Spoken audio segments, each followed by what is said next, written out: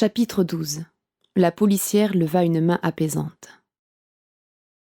Lucien arriva chez lui vers 19h30, dans l'état mental que l'on devine, et les ongles rongés jusqu'au sang. En entrant, il eut la surprise de voir deux fonctionnaires de police, une blonde aux yeux bleus et un grand brun maigre, qui l'attendaient debout dans la salle de séjour en compagnie d'Isabelle. « Lucien, » bredouilla cette dernière, « ces agents ont rapporté ton attaché-caisse. Ils sont là depuis une demi-heure. J'ai essayé de t'appeler, mais... Oui, j'ai oublié mon téléphone sur silence. »« Monsieur Prérubem, bonsoir, » dit la policière en tendant la mallette. « Bonsoir, monsieur Prérubem, » ajouta le policier. « Nous imaginons sans peine que vous devez être bouleversé.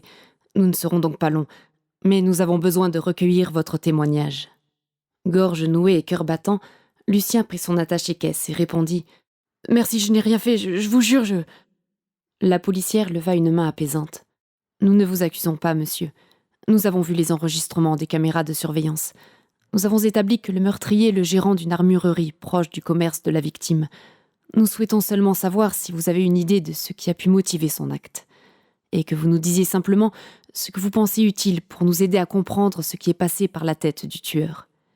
D'après le début de notre enquête, ces deux hommes ne se connaissaient même pas. Jean-Philippe Faubourg, vous avait-il dit quelque chose qui pourrait nous apporter une information ? » « Absolument rien. Je ne sais absolument rien !» s'écria Lucien avec une puissance de voix et un ton dramatique qui surprit tout autant les fonctionnaires que sa compagne. Tremblant nerveusement de tout son corps, il semblait sur le point d'éclater en sanglots. « Nous comprenons fort bien votre émotion, monsieur, » affirma la policière. « Nous allons vous laisser vous reposer. Nous reprendrons contact plus tard. » L'enquêteur et l'enquêtrice saluèrent poliment et se retirèrent.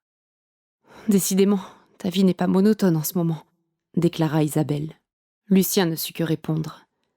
Il n'avait pas du tout envie de parler de ce qu'il venait de vivre. Isabelle dut le comprendre en avisant sa mine abattue. « Je suis vidée, c'est tout ce que je peux dire. Je vais m'enrouler un petit pour me détendre.